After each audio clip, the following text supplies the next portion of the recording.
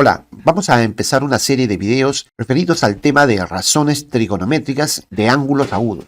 Esta es una guía paso a paso de lo que uno debe saber para entrar al estudio de las razones trigonométricas. Todo empieza aquí, en un triángulo rectángulo. Vamos a ver sus elementos. Todo triángulo rectángulo siempre va a tener dos catetos. Los catetos son los lados del triángulo que forman un ángulo de 90 grados. Estos dos son los llamados catetos. Entonces, aquí tenemos un primer cateto.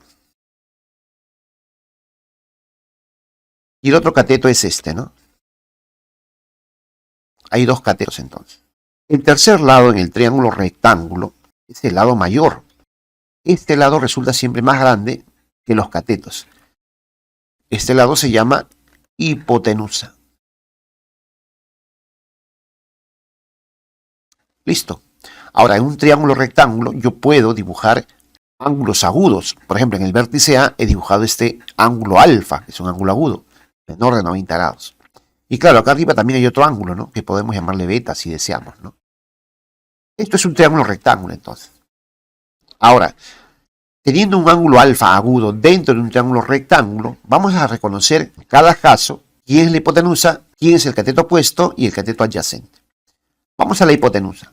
Para este ángulo alfa que está acá, que es un ángulo agudo, la hipotenusa va a ser el lado mayor del triángulo. Esta es la hipotenusa. Una forma de reconocer la hipotenusa es decir que es el lado que está frente al ángulo de 90 grados. Por ejemplo, aquí el ángulo de 90 grados es este. ¿Quién está al frente? La hipotenusa. Entonces, esta es la hipotenusa.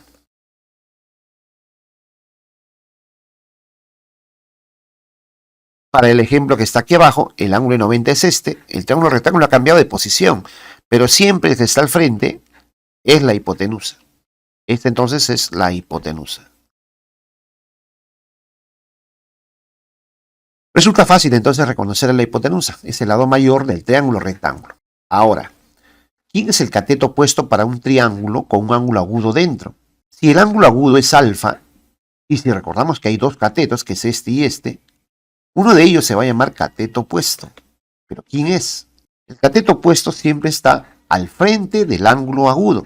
Es decir, si este ángulo es alfa, el cateto opuesto está al frente de él. Este es el cateto opuesto.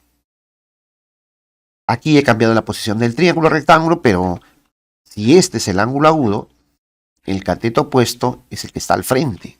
Es decir, él es el cateto opuesto. Acá tenemos entonces este cateto llamado cateto opuesto. Aquí, ¿quién sería el cateto opuesto? Bueno, nuevamente, si el ángulo agudo es alfa, este que está acá, entonces el cateto opuesto es el que está al frente. Este es el cateto opuesto.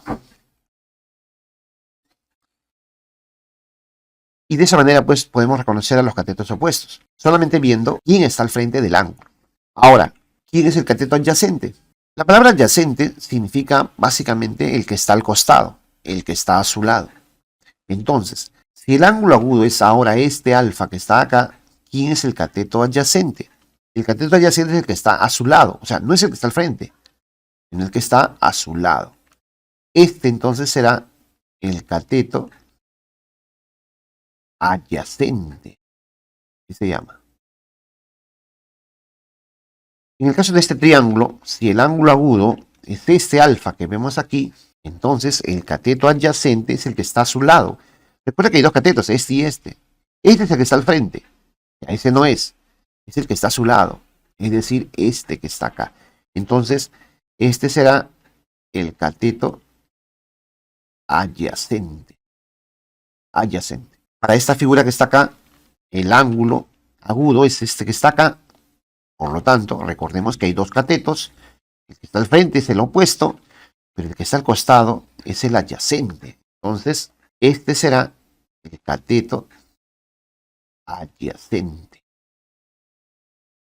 Ese es el cateto adyacente. Puede medir cualquier número, ¿no? Puede medir 4, 7, 8, una raíz cuadrada. El cateto adyacente es simplemente uno de los lados del triángulo rectángulo, así como lo dice el cateto opuesto. Por lo tanto, se reconocen por cantidades, ¿no? Es un número, es una medida. La hipotenusa también.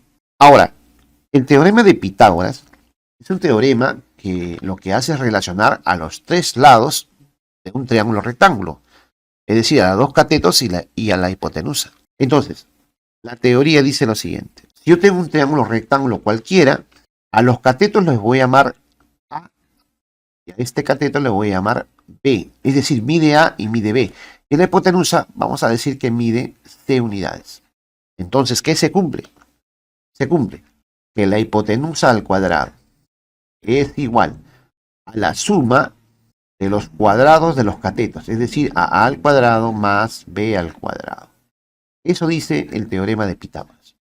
Una aplicación para la trigonometría es muy importante, como esta que está acá. Eso debe quedar muy claro. En los problemas siempre va a haber un lado que no se va a conocer, hay que hallarlo. Y la única forma es usando Pitágoras. Recuerden que el triángulo debe ser rectángulo para poder aplicar Pitágoras. Por ejemplo, acá me dicen hallar la medida del cateto X. O sea, ¿cuánto mide este cateto? Entonces, aplicamos el teorema de Pitágoras. La hipotenusa, como ven, mide 10. Entonces decimos así. La hipotenusa al cuadrado, como dice la fórmula, ¿no? 10 al cuadrado es igual a la suma de los catetos al cuadrado. Aquí ponemos entonces x al cuadrado más 8 al cuadrado. Entonces operamos. 10 al cuadrado es 10 por 10, es decir, 100. X al cuadrado es x al cuadrado. 8 al cuadrado es 8 por 8, 64. Sigamos resolviendo. Este 64 va a pasar a restar. Entonces tendríamos 100 menos 64, igual a x al cuadrado. Si restamos, aquí tenemos 36, igual x al cuadrado. Para hallar el valor de x solamente tenemos que despejarlo, así que este cuadrado se despeja como raíz cuadrada. X será entonces la raíz cuadrada de 36. Finalmente, x nos va a salir 6 unidades. Y con eso tendríamos la medida de los tres lados de este triángulo rectángulo. En una segunda parte, vamos a hablar acerca de la razón seno para un triángulo rectángulo.